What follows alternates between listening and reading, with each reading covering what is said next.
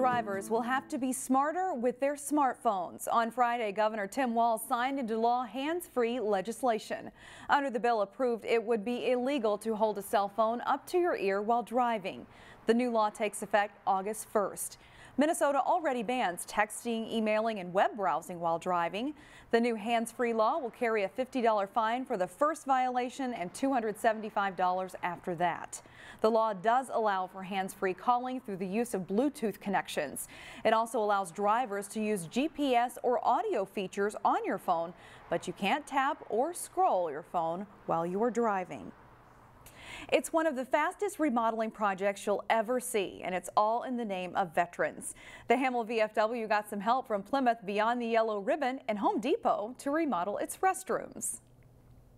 We have had 8 separate volunteers from the VFW that have put in a estimated 350 man-hours doing all the preparatory work.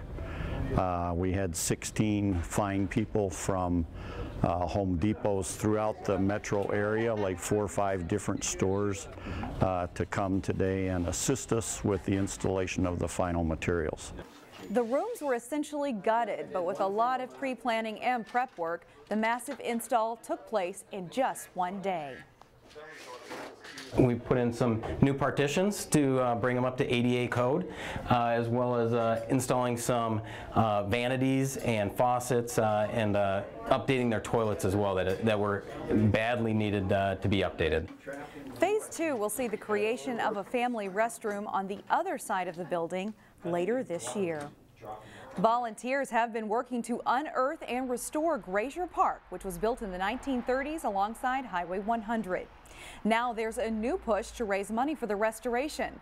Artist Lily Payne, who will be commissioned to paint a new mural in downtown Robbinsdale this year, created artwork to raise money for the restoration. The posters are selling for $10 at the Robbinsdale Historical Society. For National Volunteer Week, Three Rivers Park District has named Mark Basiletti one of its Distinguished Volunteer Award recipients. Three Rivers Park District has roughly 780 volunteers helping it to administer its programs and manage its more than 27,000 acres of parkland. Before his retirement, Mark worked as a soil and water conservationist. Mark adopted a particular area that he and his wife like to hike through the Adopt a Woodlot program 5 years ago. Now he battles invasive species and has sent many buckthorn plants to their demise. I'm up here at least one day a week, anywhere from 3 to 6 hours. When I get real busy, I like to put in a couple days if I can. The Three Rivers Park District says they couldn't do all that they do without the 37,000 hours of volunteer work from their hundreds of volunteers. Not even an April blizzard could stop the Wastebasket Revue from its yearly drive to raise money for Osseo area schools. In today's weekend showcase, Neil Persley gives us a peek at this year's show.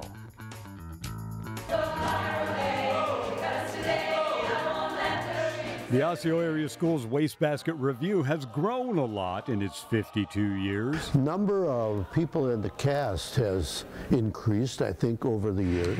The money the event raises for scholarships has grown as well. They used to be $500 or less. Now they're $2,500 each. Dwayne Malowicki is retired now, but he remembers bringing the idea of the Wastebasket Revue to the Education Association back during a time when the district was exploding. We had a lot of new teachers every year, starting in 1968, because in those early years, we were opening a new school almost every year.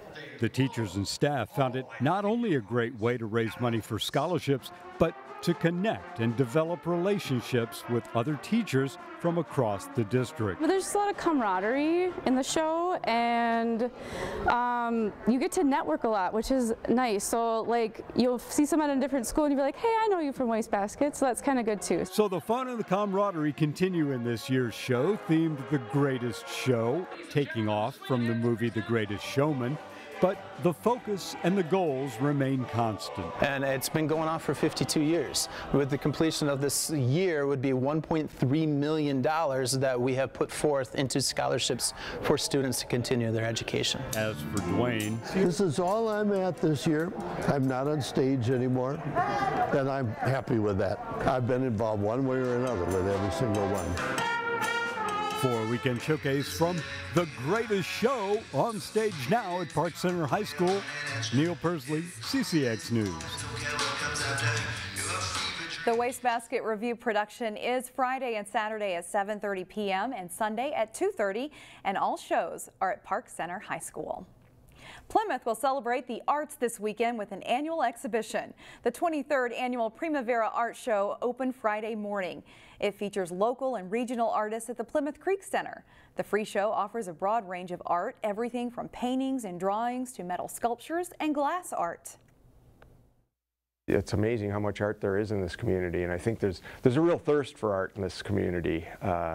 So this is an opportunity for artists to display their works, for people to enjoy being around artwork. Hopefully we're inspiring some people to maybe explore their own creativity. And besides taking in the art, you can also see musical acts and dance performances. This event is sponsored by the City of Plymouth and Plymouth Arts Council. The show runs until Saturday, and we've put a link to this story and all of our stories on our website, ccxmedia.org.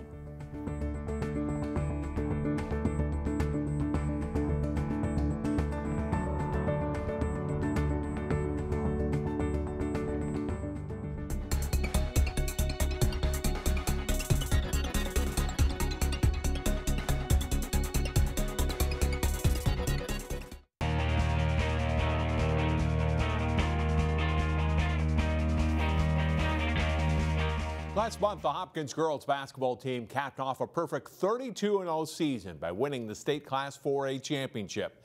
Just this week, Royals head coach Brian Cosgriff was named the Max Preps National Coach of the Year for girls basketball. We caught up with him earlier today.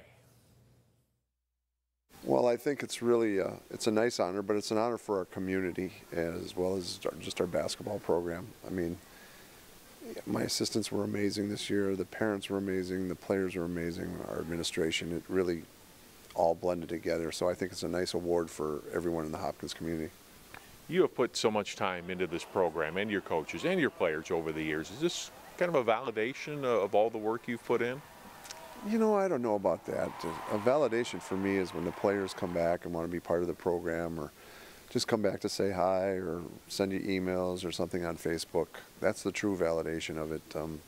We've had great teams before and didn't win anything, and it didn't make me feel any less or anything like that. So, I mean, it's just a nice award for, I think, the entire Hopkins basketball community. Now that you can look back on this last season, did you feel pressure as a team or as a coach to win it all this year after those runner-up finishes you had in the last 3 seasons? You know, I didn't feel pressure myself. I felt pressure for our kids, especially Paige, because Paige is really, really a good player. And the knock on her was she couldn't win the state championship. Tyson 6'2". The fact of the matter is she was there for 3 years in a row. And you know what? I felt like this is a good thing for her as well as the team, because basically we're coming back with a number of different players. It's a good way to send Lele Chicolas out as well. She had been there a number of years. So not necessarily for me, but for our kids, I felt pressure. Speaking of Paige Becker, she recently committed to UConn. What does that say about her as a player to be part of a program that's been kind of the gold standard for women's basketball the last 2 decades? Yeah, well, I've been doing this for a long time, and I watch all these college coaches come in the summer for AAU, and I had never seen Gino here for anybody. And we've had a number of good players come to the state. And when he comes into your gym as many times as he has, that says something about that player's abilities, because he sees them all around the country. I think it's a great thing for Paige. I think it's a great thing for UConn. They're getting an amazing person, as well as Paige is going to get to play for a Hall of Fame coach. So I think it's a great fit for everyone. And congratulations to Coach Cosgriff. Speaking of girls basketball, here's a great chance to see many of the state's best in action all on one court. The All-Star Series for seniors in the class of 2019 is set for Saturday in Northfield. The players from the Northwest Suburbs scheduled to play include Delayla Shakolas from state Class 4A champion Hopkins. Asia Wheeler of Cooper led her team to back-to-back state Class 3A tournaments, along with two Wayzata high school standouts. Forward Callie Tyson and point guard Mimi Schrader helped their team to a #2 ranking all season in Class 4A with their only 3 losses to champion Hopkins. Medill St. Margaret star Anna Whitfield is also set to play. There will be 2 games in the All-Star Series Saturday at 1 o'clock and 2:30 p.m. Prior to the games, the players will help out with a free youth clinic for girls in kindergarten through 4th grade. That's at 11:30. Coaches Association Hall of Fame inductees will also be recognized. All of the All-Star events are at Carleton College in Northfield. And a quick reminder, Osseo Pro boxer Caleb Truax fights this Saturday at the Minneapolis Armory. Truax is the former IBF super middleweight champion and faces another former champion in Peter Quillen. Truax has a professional record of 34-2. Quillen is 34-1-1, but has fought only twice since 2015. This is an elimination fight, which means if Truax wins, he should get another shot at the IBF belt later this year. If you can't make it to the Armory, you can watch the Truax-Quillen fight live on Fox Sports 1. That's all for sports. More news in a moment.